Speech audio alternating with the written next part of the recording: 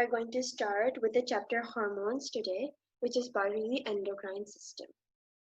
So, what is the endocrine system? As you can see, it's a network of glands and organs, and it's similar to the nervous system because both of them regulate the body's functions.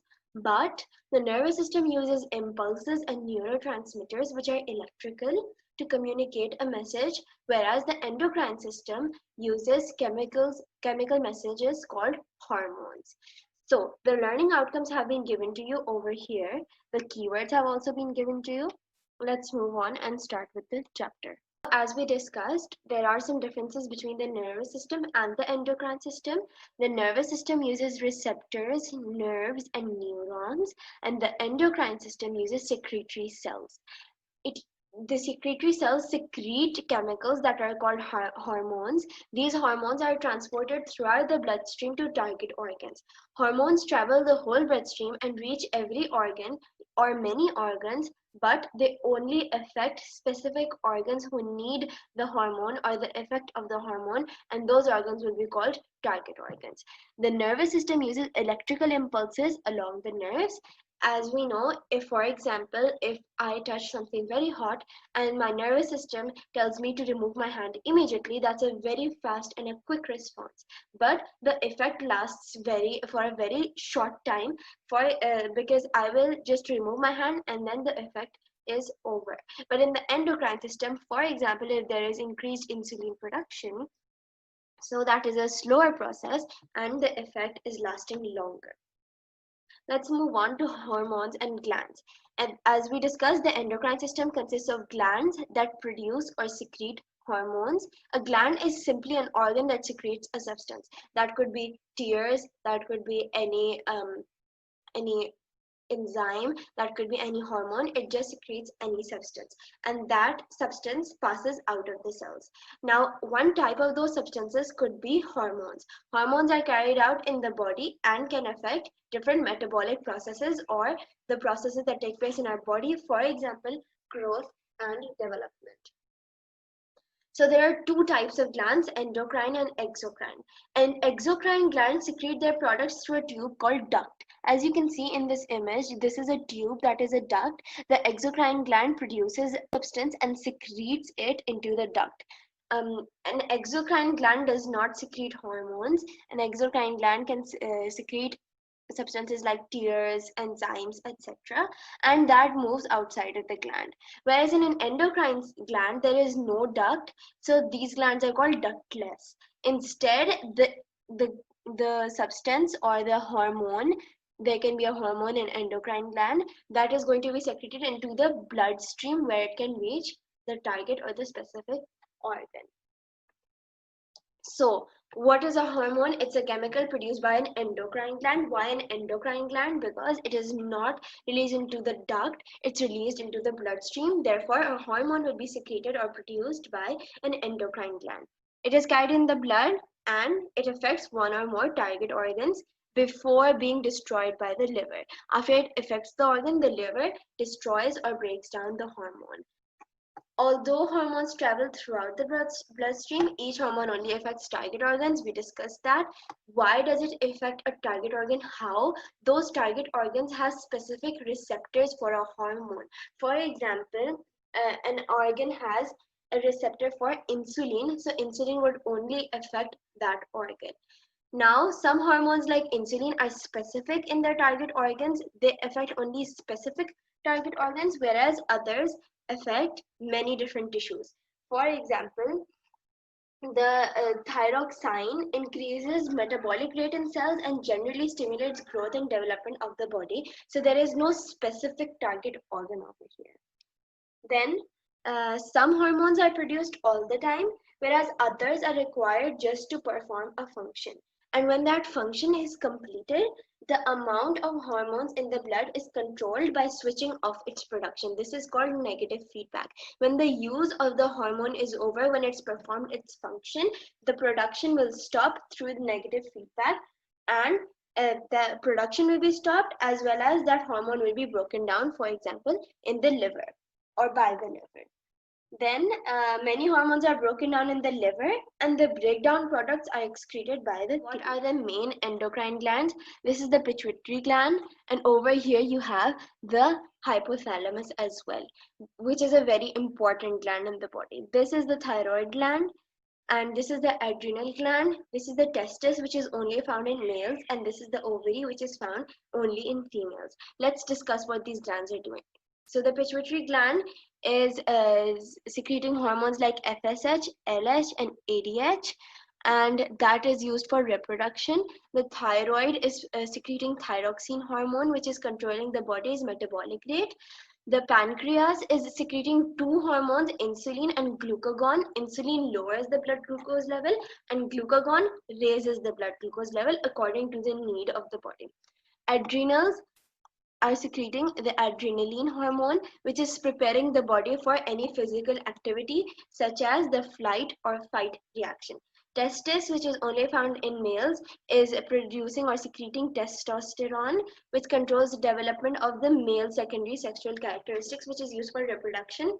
Same for ovaries, which is secreting estrogen and progesterone that are regulating the menstrual cycle and the sexual characteristics in females. Moving on to adrenaline, which is also known as the flight or fight hormone. What is flight or fight reaction? When you are faced by a sudden reaction, for example, any threat or any stressful situation, your body will either cause you to fight with that situation or to flight or to run away or move away from that. That is caused and decided by adrenaline. So if you're frightened or excited or angry or stressed or any such extreme feelings, your adrenal glands are going to secrete the hormone adrenaline. Adrenaline is going to act at several target organs and tissues that will prepare the body for any action or fight or flight reaction. And in animals, this usually is when you are attacked by an enemy, so the animal can either fight or run away. But in humans, this problem does not exist. However, there are several other times when adrenaline is released. For example, when you are taking an exam or when you are at the start of a race. So when you are stressed or threatened in any way, the body prepares for action by releasing adrenaline. Okay, moving on. One way the adrenaline is preparing you for action is by stimulating the liver and the muscle cells to convert glycogen, the stored form, into glucose. That is because glucose can be absorbed by blood. So the second thing that happens is that the muscle cells start to absorb more glucose from the blood. Because you're in a stressful situation, your body needs more energy for respiration or for any action that the body is taking. So more the respiration rate should increase. For that, there is more glycogen converted to glucose by the liver and muscle cells absorb more glucose for more respiration, for more energy, for that response to a stressful situation.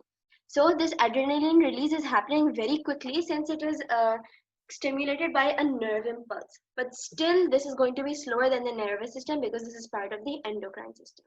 Now, if your sense organs are detecting a stressful situation, the impulse will pass into the central nervous system through the sensory neurons and then through the motor neurons outside in a reflex pathway. And your adrenaline glands immediately will start to secrete adrenaline into the blood, which will change your body to adapt to the situation. Okay, let's see how. What response, what effect does adrenaline have in a stressful situation? So the rate and the depth of breathing increases because you require more energy, and for that you will need more respiration. We discussed that. Your heart rate increases, your blood pressure rises because you are stressed, and due to that, more blood is sent to your muscles so that you have more oxygen and glucose for respiration. Adrenaline is also affecting your brain because you are now more mentally alert and able to respond to the situation, to detect the minutest of changes as your pupil is also dilating, and so your vision becomes clearer. The blood is diverted away from your intestine and towards your muscles. There is vasoconstriction from the skin. The blood is diverted so that since the skin is not needing any heat, any blood at the moment, so that will be diverted towards the muscles that require that heat, that energy. Now, hormones from the pancreas. The pancreas is both an exocrine and an endocrine gland. How? Exocrine because it is releasing the enzymes into a duct in the digestive system. So you must have learned that in the digestive system, that makes it an exocrine gland. But it also releases two hormones, which are insulin and glucagon, so that makes it endocrine gland. So in a flight or fight situation, for when adrenaline is increasing glucose level, that is just for a flight or fight situation, a very stressful situation. But in normal conditions, the hormones secreted by the pancreas, which are insulin and glucagon, are going to control the blood glucose level in your body. So the islets of Langerhans are in the pancreatic cell. You can see over here, these central white portion are the islets, and the rest are the pancreatic cells. These islets will detect the concentration of glucose in your bloodstream, and then they will respond by altering the secretion. They will reduce the secretion of insulin. High blood glucose stimulates insulin secretion. When you have a lot of blood glucose, then there is insulin secretion so that there is more absorption of it, and low blood glucose increases production of glucagon, due to which more glucose is converted. Now, the liver and muscles store glucose as glycogen. We discussed that. So if the blood glucose level falls, the glycogen is converted to glucose. It's broken down to glucose and released into the bloodstream so that it can be easily absorbed. And when the blood glucose level is high, or it rises above average, above normal, then the glucose is converted to glycogen so that it can be stored and reduced. Now, how does the insulin lower blood glucose? It stimulates the uptake of glucose from the blood into the cells. How? The permeability of the cells increases, and so they start absorbing more blood. It also stimulates the liver cells and the muscle cells so that they start to convert glucose into glycogen. The glycogen is the stored form so that it can be stored in the liver. Then they also increase the oxidation of glucose by tissue respiration. Then how does the glucagon raise the blood glucose? It stimulates the liver cells to break down the glycogen, the stored form, into glucose so that can be easily absorbed. These two hormones are going to maintain the glucose level of about 90 centimeter cubes per 100 milligrams. You can see this image on the homeostasis of blood glucose, how it is showing this organ is the pancreas. If the blood glucose is low, the alpha cells will release glucagon and that will be absorbed. If it is high, then the beta cells are releasing insulin, and the peripheral tissues and the cells take up the glucose from the blood. They start to absorb it. This is an image that shows the whole system of homeostasis involving pancreas and the liver. You can pause to view this image.